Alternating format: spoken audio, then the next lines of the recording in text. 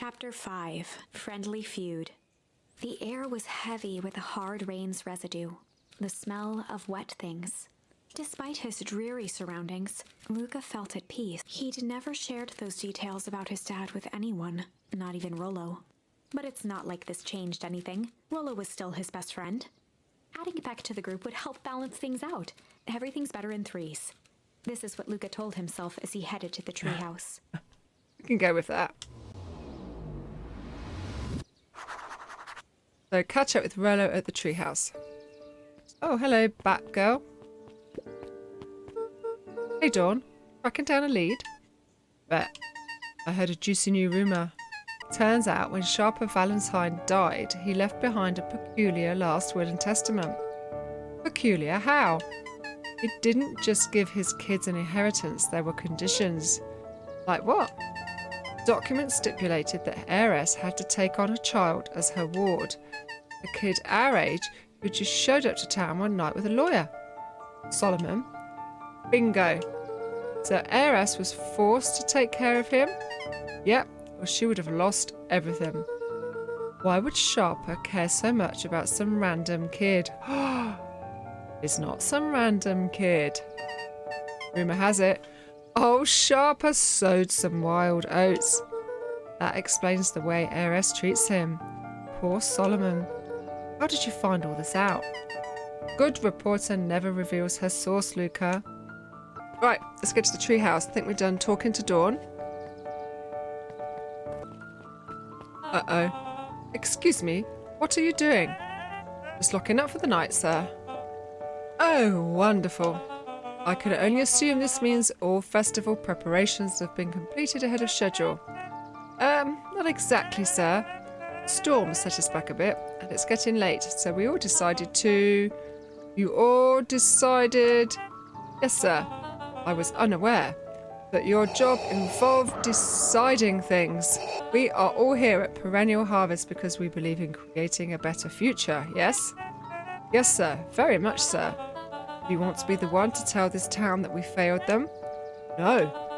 That we gave up because there was a little rainstorm and we all got sleepy? Of course not, sir. Good. Then it's decided. Yes, sir. We'll work till the task is done. See that you do. Our harvest awaits. Rolo, are you still up there? I'm sorry, Rolo isn't accepting visitors at the moment. Come back, never. Luka had only ever heard him speak in this stiff yet gentle tone a few times, and it always meant one thing. You're upset. Oh, what makes you say that? Maybe because my best friend abandoned me for no reason? I didn't abandon you. I'm just a little late. Rolo scoffed. The rain held me up. Liar! You weren't even home. What? The storm got bad and I got worried, so I went looking for you. Oh! Imagine my surprise when I made it to your house. You weren't even there. I hadn't made it back yet. No fool, Luka. It doesn't take all day to deliver some jam. No, That storm rolled in out of nowhere, and I got stuck after dinner at Luka Beck's. stumbled on his words, knowing he'd said too much. Beck! Dinner? What the heck is a Beck? She's a new kid in town. She's actually kind of cool. You'd like her. You needed help convincing her parents that she'd made new friends. New friends? I spent all day waiting for you, and you were off making new friends? It's not like that, Rolo. You know, while I was waiting, I made some upgrades to Mission Control. It was going to be a surprise. You took so long, the storm knocked it all down. Just like you knocked down our friendship, Rolo. Rolo, you're cross. I'm sure you don't mean it. What does that even mean? Luka became instinctively angry in response. Don't do it, Luka. Both boys were now shouting across the distance. It means you're a bad friend. You don't care about me. Of course I care, you ass. I knew I'd get in trouble waiting so late for you, but I kept my word, because that's what friends do. Oh wow, what a sacrifice you made. Easy for you to say. Your Grant doesn't even care. Ooh, Ooh, Rolo, that's a low blow. You could stay out as long as you want, and you wouldn't even get in trouble. Seriously? You're acting like I chose this? If that's what you think, then maybe you're the bad Rolo's friend. tone changed to a calm, yet more intense anger. Maybe Pa is right. Storms bring more than water. This one brought out the real Luka. Stop quoting your Pa's nonsense like it means anything. Yeah, well, Rolo! Rolo, stop talking! Well, at least my Pa is still around. The words hung in the cold night air. Rolo's stomach dropped, knowing he'd crossed a line. But it was too late. Yep. Say sorry. Luka, Good night, Rolo. Oh no. Dang it. Uh-oh. Luka dug through his old stuff, not even sure what he was looking for. We can play with the football. Rolo. What a jerk. Kick it again. Call me a bad friend. Ooh, I'm Rolo. Look at me and my amazing family. I love that. How many times have we got to kick it? Is that it? End of? Through the door. Did it go through the door? No. I don't think it can. Alright, stop kicking the ball. Leave the ball alone.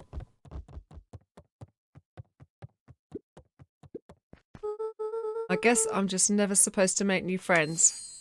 Oh, he's weeping.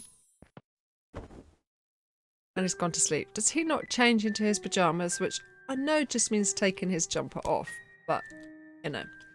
Luka, Gran cooed gently from the hallway. you slept straight through breakfast. Luka, are you alright? I'm fine. Just don't feel like getting up yet. Okay, I'll leave this oatmeal by the door. I've got to run out and take care of some things. Okay, I'll be back later to check in. Sure. Luka just wanted to be alone. Luka, I see you didn't eat your oatmeal. Wasn't hungry. Well, just in case you get hungry, I'll leave a sandwich here too. Thanks. Rolo came by. What did he say? He wanted to talk to you. What did you say? I told him you weren't feeling well. Good. So your plan is just to sit in your room all day? Pretty much. Well, I need to pop away again for a minute. Decide to end your pity party and go outside. I think it would do you some good. Noted. Luka still couldn't bring himself to go out. Besides, if he ran into Rolo, he'd have to actually confront the situation. Wouldn't necessarily be a bad idea though. We've got to like kick it up there or something? Really? Is that what I've got to try and do? Surely not.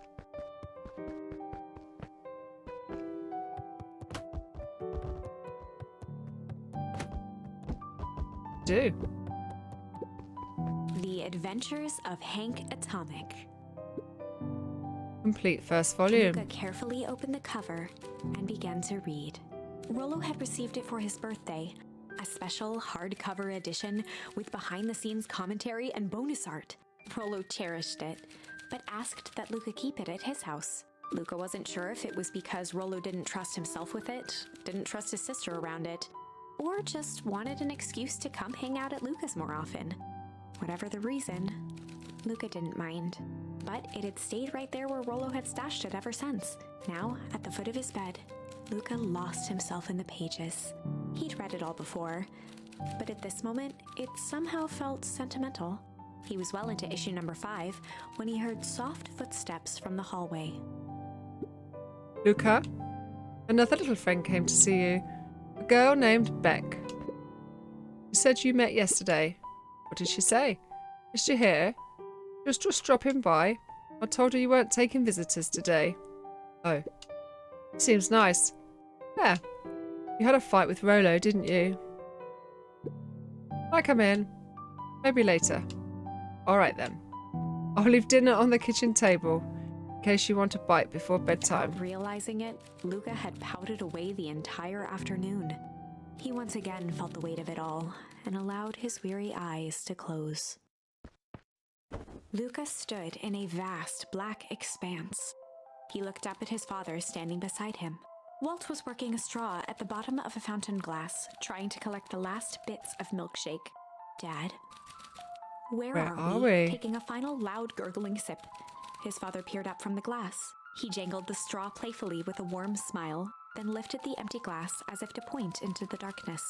The source? Luka's eyes followed his father's gesture. In an instant, he was sitting in front of a blazing campfire. Across from him sat a large figure in a yellow hazmat suit. The figure's voice was a scratchy echo. Well, if it isn't the man of the hour, make yourself comfortable. Luka held his shivering hands over the flame to warm himself. It doesn't work that way here. Their yellow-gloved hand pointed to the base of the flame. It's a cold flame, see? Luka peered at the base of the fire.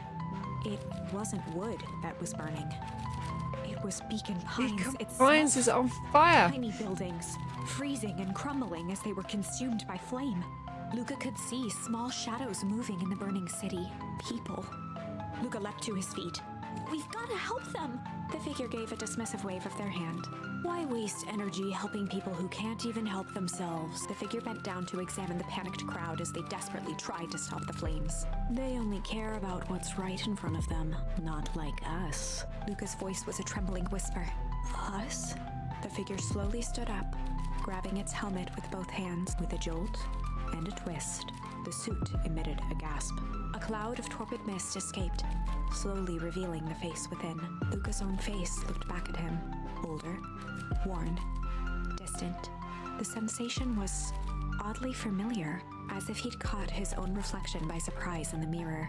The doppelganger smiled. I tried to help once. He gestured towards his face.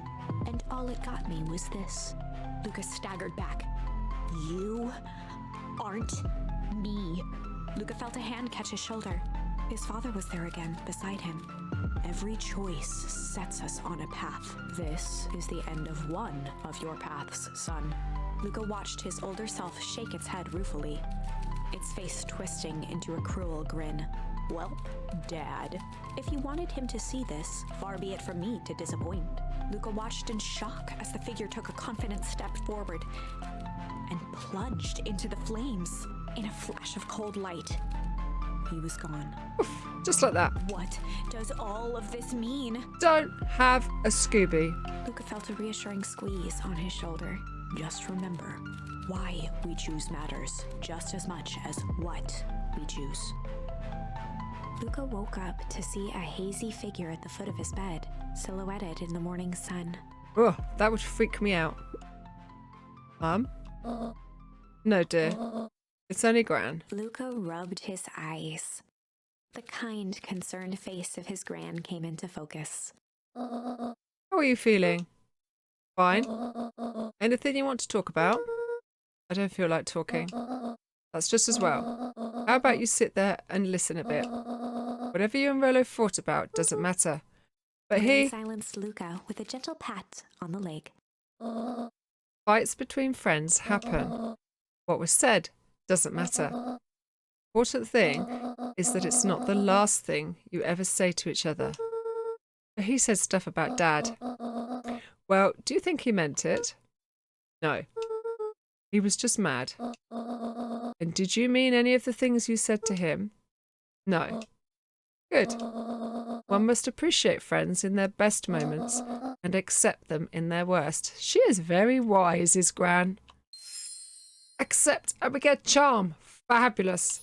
Now get your little butt out of bed. Festivals today. You don't want to miss that, do you? I guess not. Seems like a good opportunity to make amends with Rolo, doesn't it? Luka gave a reluctant nod. So buy him a corn dog and apologise. But he's the one that... What did I just say? Buy him a corn dog. It's a good boy. Everything's better with corn dogs. I need to get going now. Got some last-minute festival business to take care of. I'll come find you at the fountain a little after lunch. All right. I love you, Luka. Love you too. Luka took a deep breath. Okay.